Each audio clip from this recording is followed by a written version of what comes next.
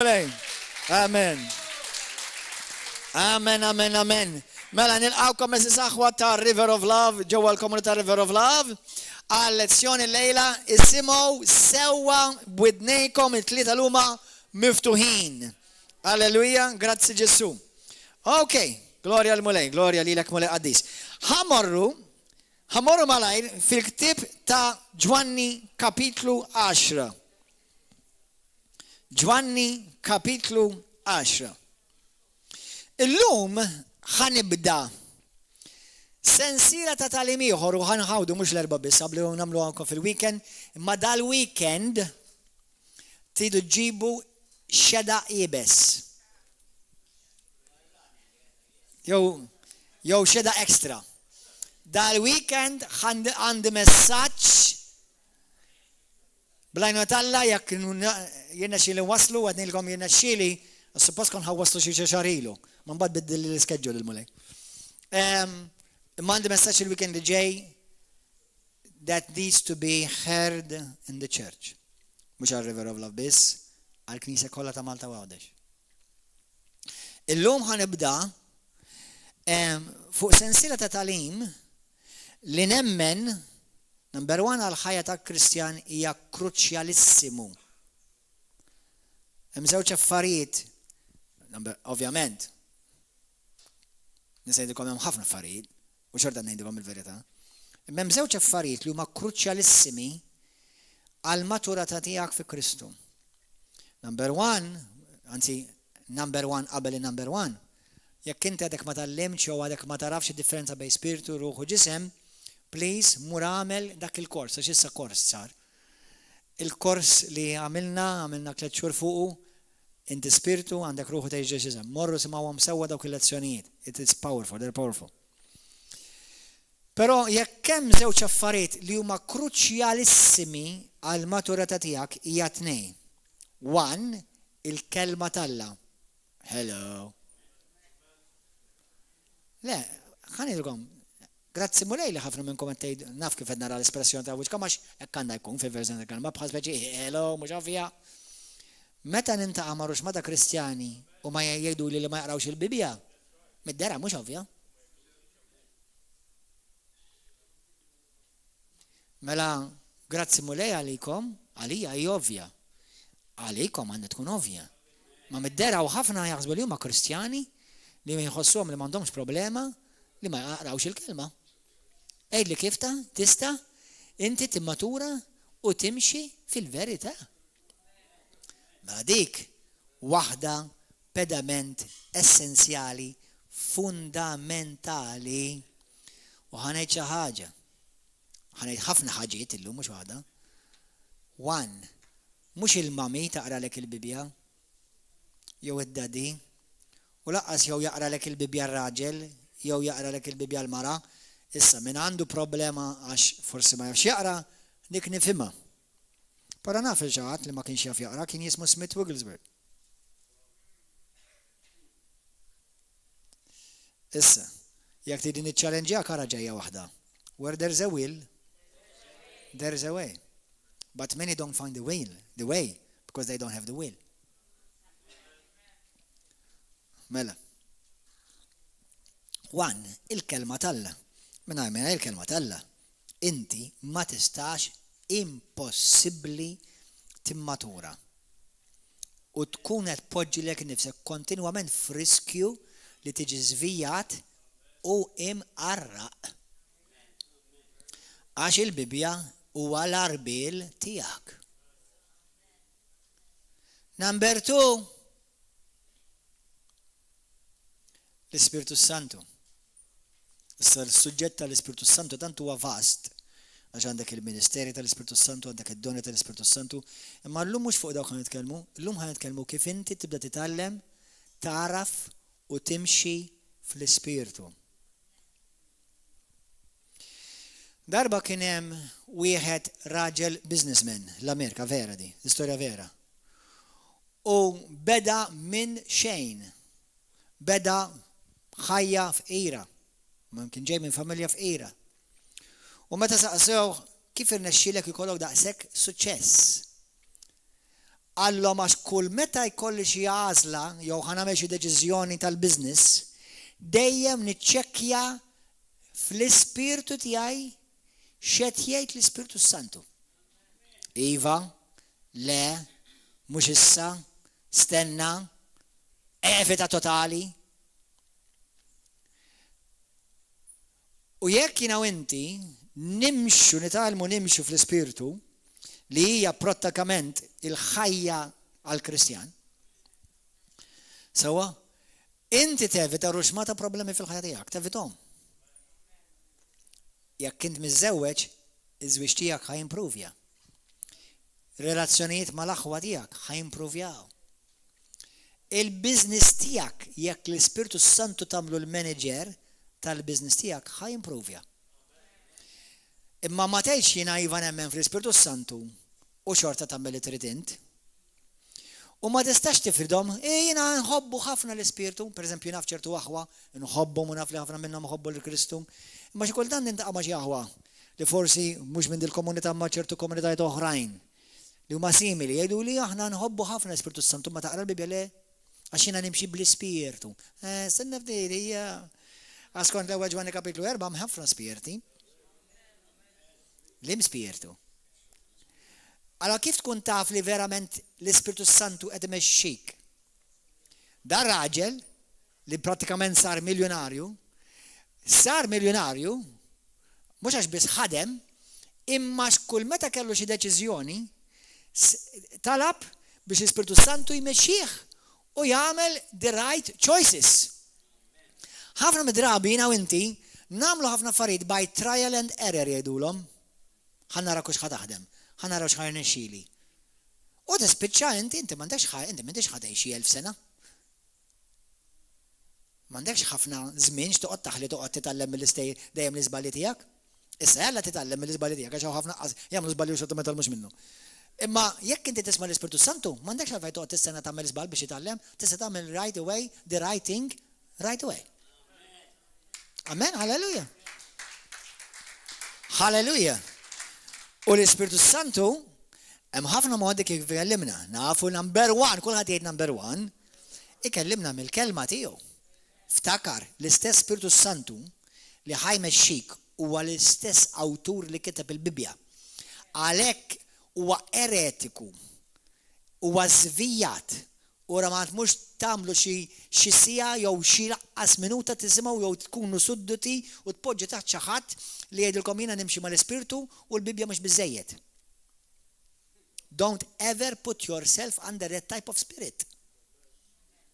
Because there are the familiar spirits that imitate a lot the Holy Spirit.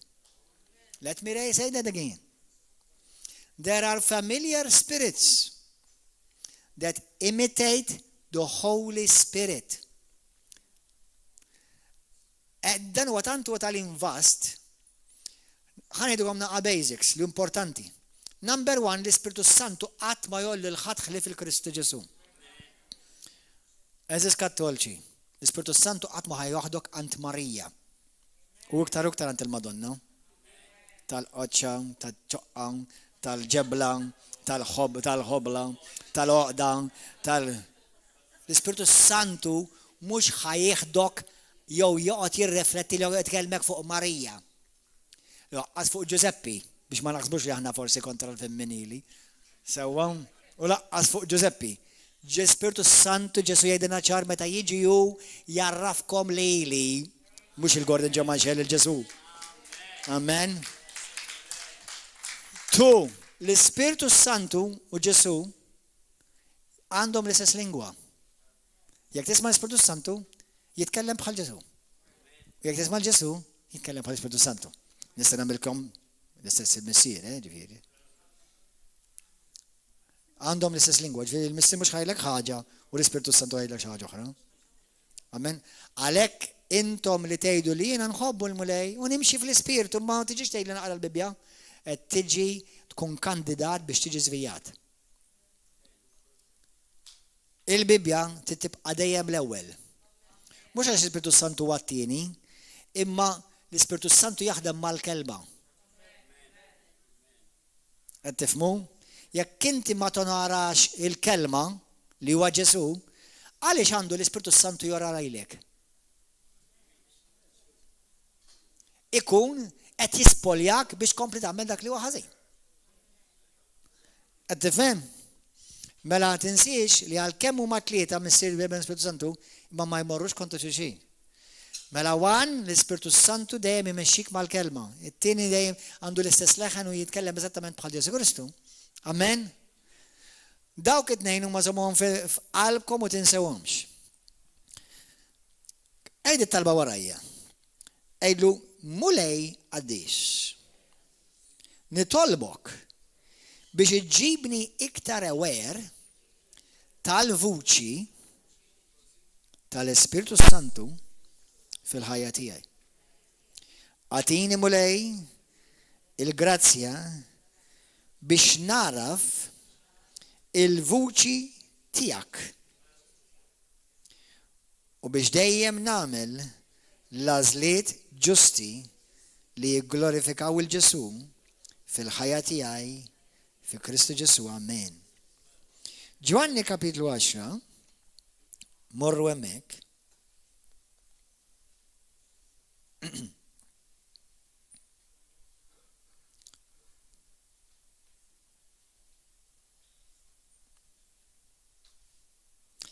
Ġwanni kapitlu 10. Ġesu jitkellem fuq ir-raj u n-naċ tiegħu. U jitkellem kif hu jmexxi l-merħla tiegħu. Fi Ġwanni minn 14 sa 16, Ġesu jitkellem kif jiena jgħidilhom jiena ħammur għand il-missier imma ħanibatilkom lil Parakletu, ġifieri dak li huwa eżattament bħali, jitkellem bħali, u meta tisimgħu lilu, jiskom qed tisimgħu eżattament lili. Amen. Halleluja. ħanaqraw minn vers 4. Meta hu il-raj joħroġ in-naċ tiegħu, huwa jmur qudiemhom u n-naċ jimxi warajh. Huwa imur qudiemhom. Are you following the Holy Spirit or is the Holy Spirit running after you?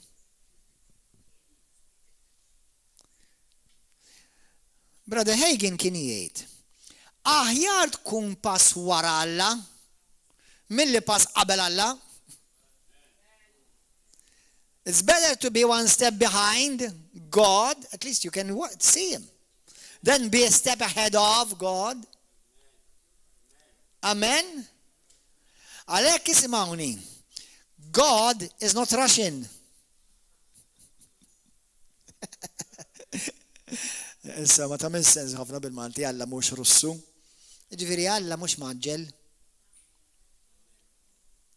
Meta tħossok għandek bżonn taġġel. Ġifieri issa mhux ħanejdlek li m'hemmx eċċezzjonijiet, għax ovvjament jekk Alla jgħidlek aħfirlu instantanju dik m'hemm bżonn toqgħod titlob fuqha. Jew toqgħod tistenna l-Ispirtu Santu jġiblek xi dejra u xi ħolma. Sewwa għax inti dik taf li tittamilha waqbad u għamilha. Imma affarijiet li jistenna l-Ispirtu Santu imexxik. U ħafna mid-drabi ħajkun iva, le, jew mhux issa. The wrong thing, the right thing, or not the right timing. U ħafna mill-Kristjani ma jimmissjawx fl-ewwel tnej, jimmissjaw fit-tielet waħda. The wrong timing. Amen. Italmu, issimaw, l-Ispirtu Santu jmexxik. L-Ispirtu tal-mulej, dil-aħħar ġematej, bl-aktar moċċar smajtu jgħidli fl-Ispirtu tiegħi dal-kliem.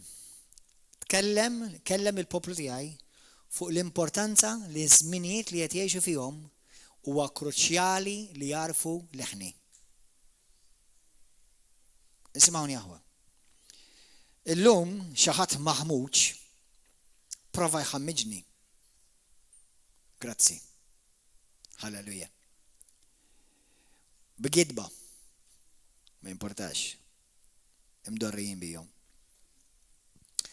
Imma huwa il-pass li dan il-kreatura għamel huwa precursor ta' dak li qed jiġri u ta' dak li għad irid jiġri. U jekk inti ma tkunx taf il-vuċi ta' sidek, ħadd tiġi żvijat.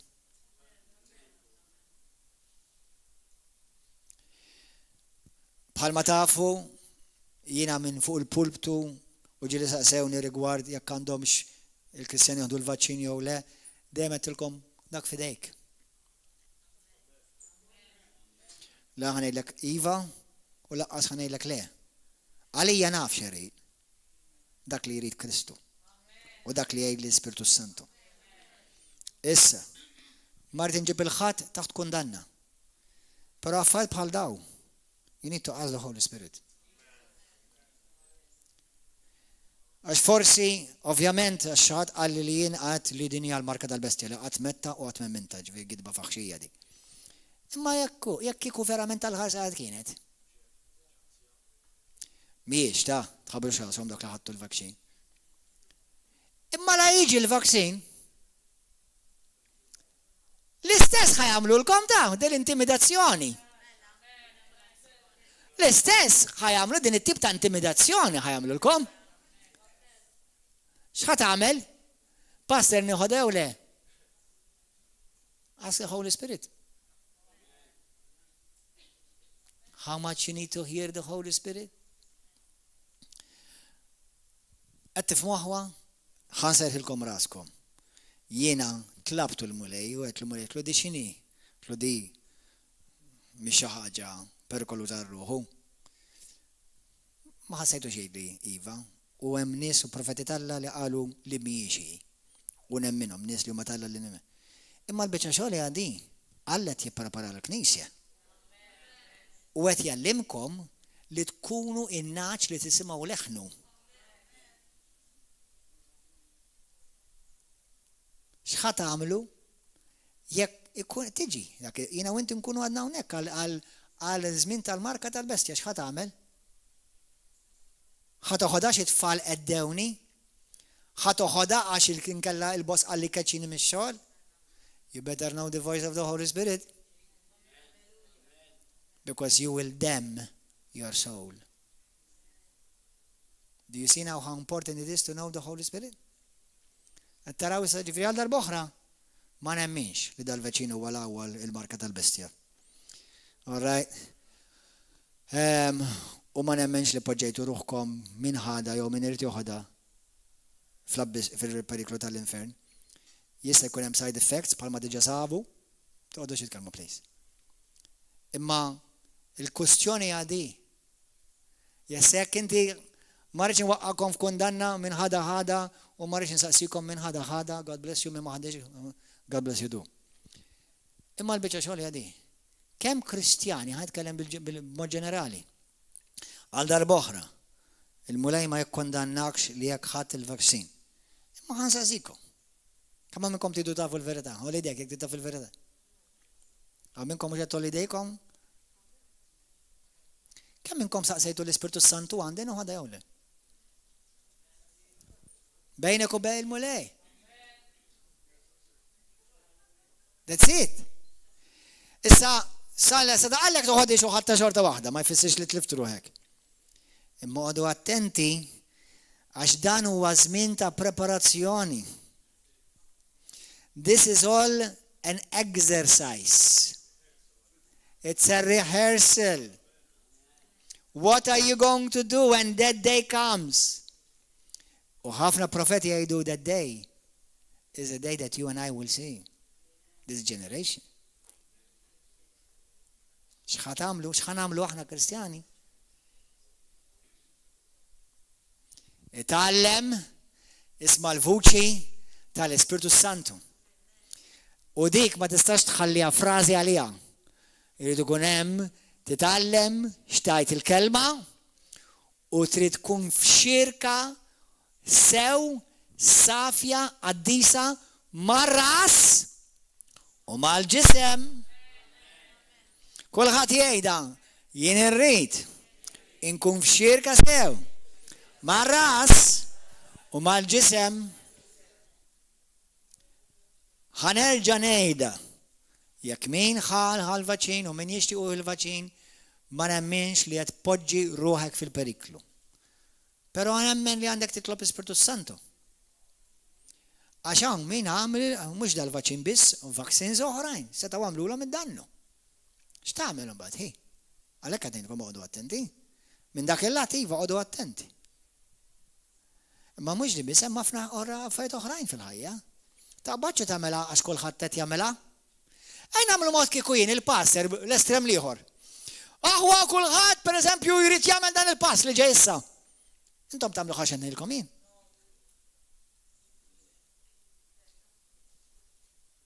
Bil-kontra, aħwa ħadd ma jagħmel dan il-pass li ħajjiġi issa. Ma tagħmlu xi ngħidilkom jien. Issa, jiena vera qed noqgħod attent x'ngħid, speċjalment meta nagħmel statements li huma assoluti. U f'affarijiet bħal dawn ġeneralment jiena ma nidħolx fihom. Inħalli kulħadd fil-libertà li Alla taħ, fil-libertà tiegħu. Imma jekk ikun hemm pastor jgħidlek ħuda dik jew għamilha dik. U attent qalbi. Għax hawn pastors li jgħidu A u jħobbu lil Alla. U hawn pastors jgħidu B u wkoll jħobbu l Alla. Li huma tajbin. Who are the right ones? God knows. You're right. God is the only one that knows. And you have to listen to him f'sitwazzjoni bħal dawk. Amen, aħwan? Hallelujah. Jiġifieri please, tħossokx ħażin, imma dan hija talima li l-mulejt jipprova jgħallem il-poplu tiegħu. Poplu tiegħi. Italmu, issimgħu leħni. Għaxejn nagħmlu mod ma tkunx ruħek fil-periklu. Imma jkun saħtek fil-periklu. Forsi ma tkunx vaksin, forsi tkun ikla. Kemm hawn min kiel mar jiekol u fga. Mhux vaksin, għandlu. Kemm hawn min ħareġ u għax ma semmawx l-Ispiritu Santu qatt ma ritorna. Kemm hawn għamlu passi fil-ħajja nies li l-Ispiritu Santu beda jindikalhom tmur xem. U spiċċaw poġġew ruhom fil-periklu. Għax ma semawx l-Ispiritu Santu. Catherine Kuhlman, tafuha Catherine Kuhlman, taw in-nies by the way, new nistalla li jiena nammira, però jiena nimxi wara Kristu mhux l-ebda wieħed minnhom. Ovvjament, tonorhom, żomma ma li huma mhux kollha għandhom l-istess strengths, għamenu għandu l-strength fuq l-Ispiritu Santu, għamenu għandu l-strength fuq il-deliverance, għamenu għandu l-strength fuq il-fidi, ftakru li mhux Alla ma takx kollox lil kull Kristjan. Aħna l-kol kemm aħna għandna nkunu a good general practitioners. GPs, tafx tfisser general practitioners? Tabib tal-familja, tkun taf naqa' fuq kollox. Imma mbagħad hawn min Alla jqajjem li jkunu iktar kollhom ċertu speċjalità fuq ċertu suġġetti, jew iktar revelazzjoni fuq ċertu suġġetti. Accept it, that is a truth in the body of Christ, okay? Jien hemm nies, jiena nħobb, nonora li f'ċertu suġġetti għax kemm nuhu pjaċir nisimgħu jitkellem. Ma mbagħad f'ċertu suġġett ma naqbilx miegħu assolutament. X'nagħmel narmih? Narmihom. Aħna xi salvana? Xi salvana? Kristu Ġesu. Amen. Alleluja, ġifieri ejja norbtu fuq dak li huwa fundamentali u beda l-iktar essenzjali. Fuq dak norbtu. Inti hawn xi ħadd fil-ħadd tiegħek li inti taqbel magħhom 100% fuq kollox. Hawn xi ħadd. Allura tispiċċa tikkanċella kulħadd għax ma taqbel ma' ħadd kollox. Hemm nies li jiena nħobb u nonora u li naf li jħobbu lil mulej u Alla jużhom u għandhom ministeri kbar. Pereżempju għall-kelma ta' kuraġġ nisma' lil dan u għall-kelma ta' biċċa laħam mhux ħanisma' lil dan. Irrid lil dan għax għandi ftit steak. Imma jekk għandi ftit dessert ħanisma' lil dan. Tippretendi inti isma' hawn fil-ħajja. Hawn chefs tad-dulċira jgħidulhom, x'jgħidulhom ix-chefs ta' sweets. Pastry chefs. U għaw jinnaf għaw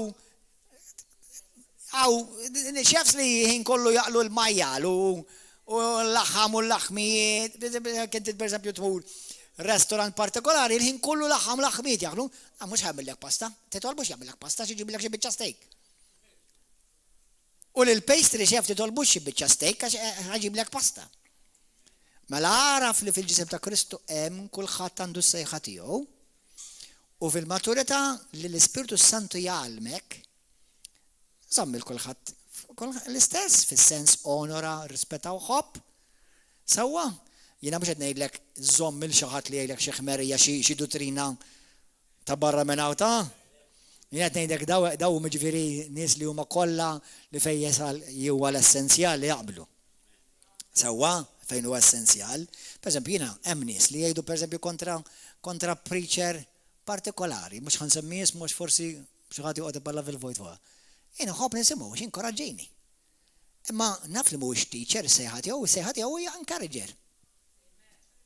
Tafu xi ħadd encourager fil-Bibja? Barnaba. Kemm kien ta' siewi għal Pawlu? I would like somebody like him. Għaw xi ħadd jixtieq jagħmilha ta' Barnaba joqgħod tinkoraġġini l-ħin kollu? Fil-każ part-time, full-time, alleluja. Ma tux speċjali kollok nies joqgħod inkoraġġuk il-ħaġa. Amen. Ma xi kultant ikollok il xi ħadd. Hija għandu bżonn itik damdima. Imma inti tu biex toqla damdima kuljum. Kemm hawn jgħu bieġu damdima kuljum? Fil-każ niġi jiena full-time hija. Allura aħna kollha nħobbu l-bilanċ. Amen. U m'għandix għalfejn uħossni li rid nattakka lil dak, u rid nattakka lil dik. Jew tintilfux dawn l-affarijiet aħwa. Hawnhekk fejn tidħol il-maturità. Eżis aħwa.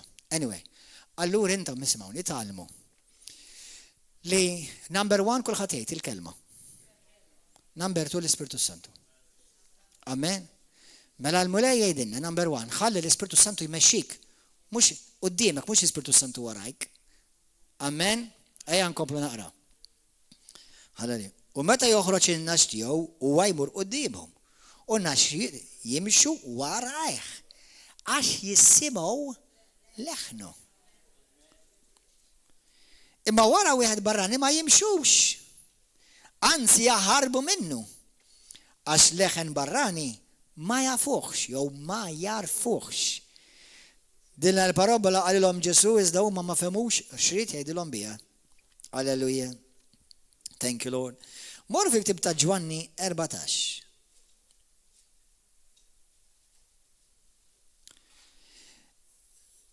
Li jiena u inti nisimgħu il-vuċi tal-Alla hija għas-suċċess tiegħek, għall-business tiegħek, għall-ministeru tiegħek.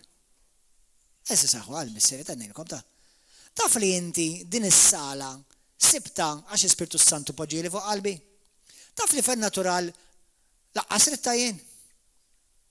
Għall-ewwel. Taf li fin-natural l-aħħar waħda li konsidrajt.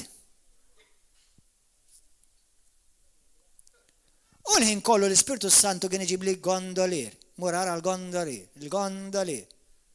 Gondolier. Tifhem? Ullum idinaw. Dak taf għaliex. Għax għabdejt l-Ispirtu Santu. Illum, bil-grazzi tal-Alla, 50 jiem oħra, din hija sala mħallsa u mixtrija. Dak taf għaliex. Għax where God guides, He provides. Hallelujah. And when it is God's will, it is God's bill.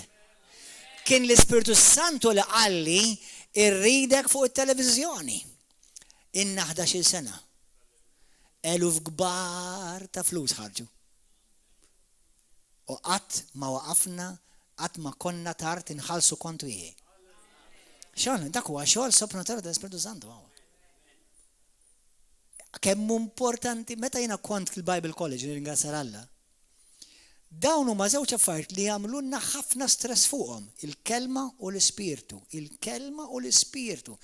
Infatti l-Ispirtu Santu jopera fejn il-kelma, inti taħseb għaliex hawnhekk ikun għal-fejqan. Għaliex taħseb ikun hawnhekk nies jinħelsu? Għax l-ewwel toħroġ il-kelma u l-Ispirtu Santu jimmanifesta. Alleluja. Allura, jekk inti vera tisma' l-Ispirtu Santu, tevita l-mart, tevita mediċini għal xejn, tevita periklu. Kont qed ngħidilkom fuq Catherine Kuhlman. Catherine Kuhlman kienet mara vera ta' intimità kbira tal-Ispirtu Santu. Darba qabdet aeroplan u l-Ispirtu Santu jitax Alla oħraġ minnu, jitlaq minn fuqu. Issa ħanejdilkom. Vera tkun taf il-vuċi tal-Ispirtu Santu.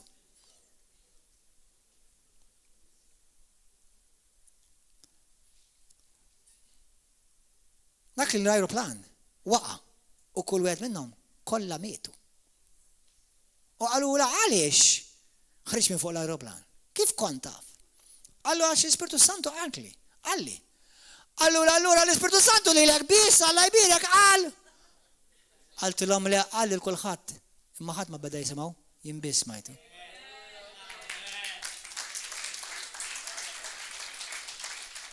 Allura intom Alla jbirkom intom biss. Le, infatti Alla Malta kollha.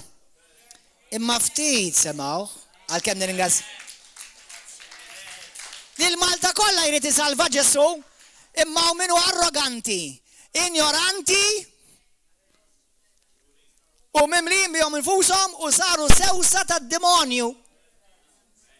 U volja tasallhom il-ġrata xorta Ġesu jrid isalvahom. Xorta l-Ispirtu Santu. Għadhom iħabtulhom wara l-bib u jekk tisma' leħni, jiena niġi għandek. Imma kemm hawn qed jisma' leħnu? Mela li tisma' leħen l-Ispirtu Santu tista' tkun il-kawża li għaliex inti tibqa' ħaj. U ma tmux il-ġenna qabel il-ħin. Amen. L-Ispirtu Santu m'għandux jaqsam ma' viċin, imma jiena ma tkun sejjer ristorant int. U inti l-Ispirtu Alla jgħanqlek u jgħidlek tiklux dak li kelta, għax dak ħajamillek id-deni. U inti tiklu xorta. Issa jew tispiċċa tmut. Jew kellha tispiċċa tgħaddi xi tlettim jew ġimgħa food poisoning. Meta inti li verament kont l-Ispirtu kont sensittiv għal vuċi tal-Ispirtu Santu, kont tevedaħna kollu. Għax inti mhux tal-li kellek food poison, tal-li ħallas salih ukoll.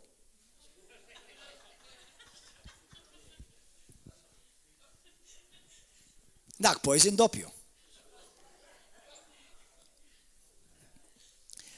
Għalhekk il-mulej qalli qed ngħidilkom bl-aktar ċar boldly. Għallem il-poplu tiegħi jisma' leħni. Għalhekk l-Iskrittura tgħidlek fil-Ktieb ta' Proverbju kapitlu 3 tagħmilx dak li jfettillek in dak li taħseb li jidher tajjeb f'għajnejk. Imma poġġi quddiem il-mulej u hu jurik u jwittilek triqatek. Meta jiena il-mulej qalli l-Ispirtu Santu qalli ħanibatek Malta. Għatlu le, ta' marriċ. Għatlu jiena rrid nibqa' l-Amerika. I loved America. I'm proud to be an American. I'm not an American, I'm Maltese. I'm just joking right now. I'm proud to be a Maltese. Ringrazzjala la jiena Malti. Imma kont kontent l-Amerika. Imma għax grazzi mulej bil-grazzja tiegħu u bdejt l-Ispirtu Santu l-vuċi tiegħu ġejt Malta u llum eluf kbar ta' nies sabu l-Kristu.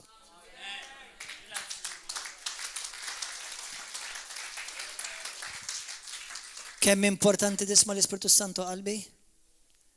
Għal kollox, anke għaż-żwieġ tiegħek. Taf l-Ispirtu Santu jgħinek tkun raġel aħjar? Għidilha kelma pożittiva lil mara tiegħek. Kemm il-darba xi kultant il-mulej, il-mara tiegħi bħalissa tara dan il-messaġġ u l-Ispirtu Santu jgħidli għidilha xi ħaġa sabiħa, għidilha prosit apprezza u jiena ninjorah. Mbagħad xi sija wara tgħidli, int qatt ma tipprezza dak li nagħmellek jien. U l-Ispirtu Santu jgħidli qed ngħinek kif tkun raġel aħjar ma' martek. Balalu tal-bambin.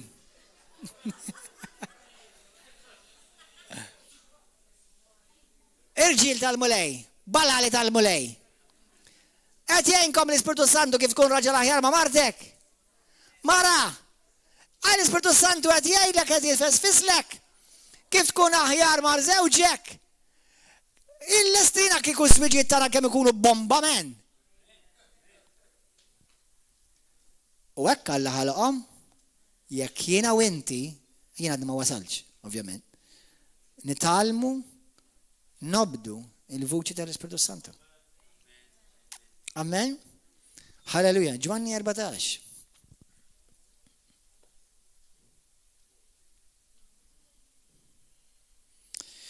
U mulej qaddis fil-bidu tal-kreazzjoni, Adam u Eva kellem xirka perfetta bejnietom. Il-vuċi talla kienet intima, kienet ħelwa bejnietom.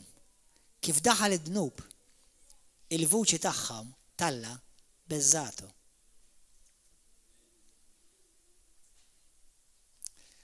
Meta Ġesu jgħid in-naġġ tiegħi jisimgħu leħni, jiġifieri laqqas għandek bżonn la tkun apostlu, la tkun profeta, la tkun evanġelist, la tkun pastor għasallim, la tkun diaknu, elder jew xieħ, jew żagħżugħ. Kull ma tkun naqra biss ta' naġa. Ġifieri m'għandekx bżonn xi kwalifikazzjonijiet, imma naġa li tqatta' ħin mar-raj. Ħalli tisma' leħnu u tidra lir-raj imexxik. Amen. Thank you, Lord. Hallelujah. Dik l-intimità li jiena u inti msejħin għaliha ma' Kristu, dik li jiena u inti tgħinna nkunu kapaċi nisimgħu il-vuċi tal-Ispiritu Santu. Infatti, dak huwa li jagħmel differenti, morru Ġwanni 14 vers 15, dak li jagħmel differenti bejn Kristjan baby karnali u Kristjan matur. Fil-Bibja tgħidlek, il-Kristjan karnali jimxi bil-ħass, bl-emozzjoni u bil-ġisem. Il-Kristjan matur jimxi għax iħalli l-Ispirtu Santu imexxih. Kemm minnkom tixtiequ tkunu Kristjani maturi? Jekk jiena u inti nistgħu u jirnexxielna verament nobdu l-Ispirtu Santu, nibdew nisimgħu l-leħen tiegħu. Inwedkom suċċess fi żwieġ, suċċess ma' wliedkom. L-Ispirtu Santu anke jgħinek tkun papa aħjar. Mhux l-ewwel darba l-Ispirtu Santu lili ikellimni fuq wliedi. Infatti, mhux wliedi biss, l-Ispirtu Santu jiena kont naf li għandi żewġ wlied qabel ma marti saret taf. L-Ispirtu Santu worini ġimgħa qabel il-mara tiegħi kienet pregnant. Sew bl-ewwel u sew bit-tieni. Bl-ewwel kien iktar dettaljat, kont naf li kien boy. Tid ngħidilkom ukoll oħra. L-Ispirtu Santu qabel ma Ġosea ġie konċeput, l-Ispirtu Santu qal dal-kliem. Qalli ħu lil martek u entertainja lil martek. 3 ijiem. Istrieħu marru għarraskom. Morna isna turisti il-Melliħa. Kien dak il-weekend. Il-mulej kien qalli f'dak il-weekend ħajkolkom iben. I'm telling you, naf meta sar, il-post li sar. Żgur ma jistax jgħid ġib kombinazzjoni. Dak ġib pjanat iffurmat it-tnejn mis-sema. Asmajna u mxejna ma' il-vuċi tal-Ispirtu Santu. I'm telling you, your life is about to take a dramatic promotion jekk inti titgħallem tisma' l-Ispirtu Santu. U ħanejdilkom ħaġa, mhijiex diffiċli. Mhijiex diffiċli. Għax kull ma għandek tkun naqra naġa.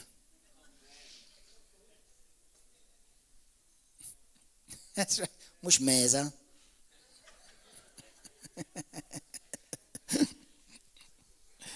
Vers 15.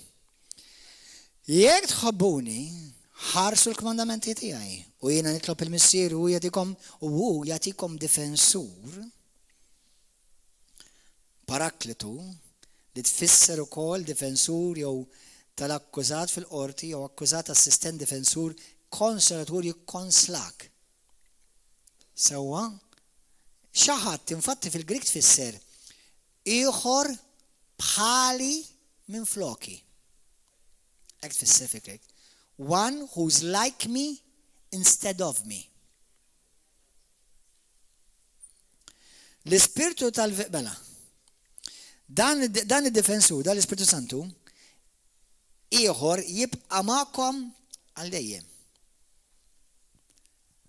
Anka jekk tidneb, iva. Meta jiena u inti nidimbu, u dnub m'hemm bżonn ikun xi ħaġa ta' barra minn hawn, jista' jkun diżobbedjenza. Jiġifieri diżobbedjenza, jiġifieri mhux qed ngħidilhom bil-forsi tissaq xi bank biex tkun tagħmel dnub. Jekk il-mulej jgħidlek għamel A, ibda tgħallem, issismawni ma tmorrux naqgħu fil-ħmerijiet, il-mulej qalli biex naqli bajda f'nofs ta' baħar. U l-iskop tagħha x'kien?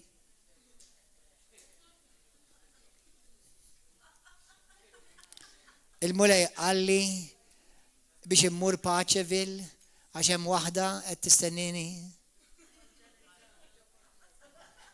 Ħan evangelizzala. Issa qodu attenti, jisimgħuni. Għax hawnhekk fejn jiġi perikolus. Nies li tant jixtiequ jisimgħu l-Ispirtu Santu jispiċċaw jaqgħu fir-redikolu. Don't try, you already do.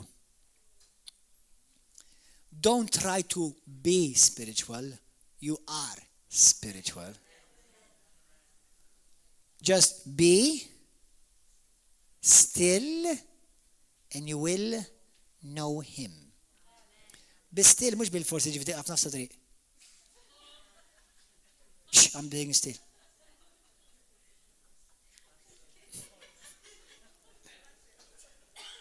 Ġifiri, idħol f'intimità bejnek u bejn mori. Inti tista' tkun qed isir f'karozza. Infatti wieħed mill-eżerċizzji li jgħinuk ħafna hija titkellem bil-lingwi. You need to pray in tongues a lot because it will exercise your spirit, man and woman, obviously. All right? Mela għodu attenti għax ċertu nies li jippruvaw isiru spiritwali isiru radikoli. Ġesu kien spiritwali imma qatt ma kien radikollu. Il-moment li tibda tidher radikolu ma dekx timxi wara Ġesu, qed timxi wara spiritu familjari. 2. L-Ispirtu Santu mhux ħajjgħidlek biex tagħmel affarijiet li inti kapaċi tagħmelhom mingħajru. Infatti l-Ispirtu Santu wis probabbli ħajkun hemm drabi li ħajjgħidlek affarijiet biex tagħmel affarijiet li jidhru impossibbli. U ħajċċallenġjaw il-ġisem. They're going to challenge your flesh. Birek lil minweġġek, itlob lil manajrek. Dawk fajseġadin suppost nagħmluhom bil-kelma. Murati donation lil min beżaqlek. La ħansir sinjura da sen.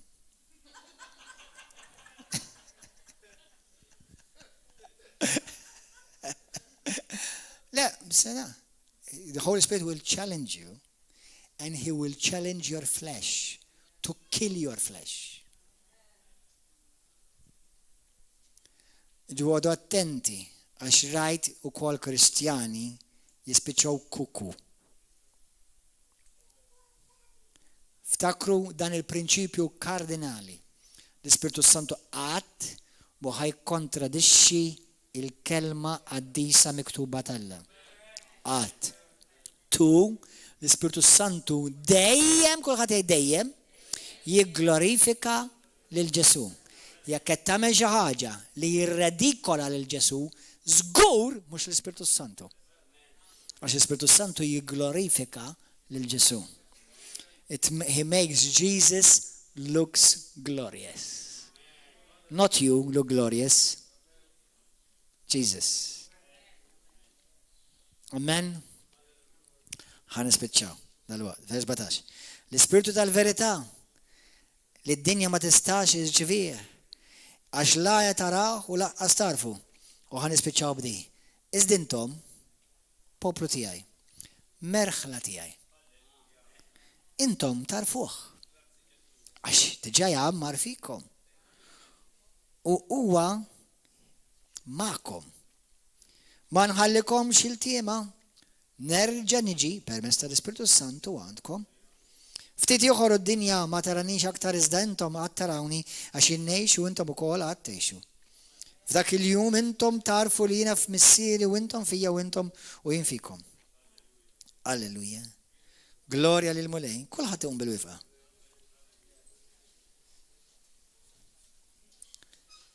Tieħdu pjaċir. Vers 26. Id-difensur l-Ispiritu Santu lil missieri jibgħat f'ismi jallimkom kollox u jfakkarkom dak kollu li jettilkom. Jien nħallilkom islim u natikom islim tiegħi. Ma nilkomx kif tagħtik id-dinja. Glorja lilek Mulej. Olli dek lejl Mulej, stess, poġġidek qalb fuq qaħdek waħda fuq qalbek u għajdi warajja. Mulej għadis. Inti r-raj u s-salvatur u l-Mulej tiegħi. Jien parti mill-merħla tiegħek Mulej, il-poplu tiegħek. Inti għedtinna li l-poplu tiegħek jisma' leħnek. Nemnek Mulej. Inti wkoll wett li l-poplu tiegħek jarfek, jafek, jisimek u jarak. Għalhekk illum niddikjara fuq ħajti li jien għandi għajnejn biex nara, għandi widnejn biex nisma' u l-Ispiritu Santu jitkellem mal-Ispiritu tiegħi u jmexxini fl-Ispiritu għaddis tal-verità tal-kelma u tal-ħajja tiegħi. Mulej qaddis. Aħsil l-kuxjenza tiegħi bid-dem prezzjuż tiegħek u għamel minni dak li trid int. Spiritu Santu, int id-difensur tiegħi, int l-allim tiegħi. Allimni nisma' leħnek. Allimni nos il-kelma qaddisa tiegħek. Allimni nħobb dejjem iktar lil Sidi Ġesu. Spiritu qaddis, grazzi li inti ħadd tmexxini fil-verità kollha u ma tħallinix niġi żvijat u mqarraq bl-ebda mod. Għax inti spiritu tal-verità li tmexxini fil-verità kollha. Mulej, fejn dnib kontrik, aħfilli Mulej. U naħfer minn qalbi il-kull men weġġani. Nirringrazzjak, minn qalbi niddikjarak, Sidi, Mulej tiegħi u s-Salvatur tiegħi. Norbot kull spiritu ta' kull spiritu ta' gideb, il-giddib jien ma nismawx u ma nimxix warajh. L-Ispiritu Santu u għalli jmexxini u jiena nisma' leħnu. Għal-glorja tiegħek Abba Missier f'isem glorjuż Ġesu Kristu. Amen. Halleluja. Għata ġab xi bagdar għal-Mulej. Amen. Issa, qabel ma nagħlqu, din il-ġimgħa għamlu eżerċizzji żgħar u isimgħu l-Ispiritu Santu. L-Ispiritu Santu mhux ħajlek pereżempju ħanibatek fuq il-qamar għal darba oħra.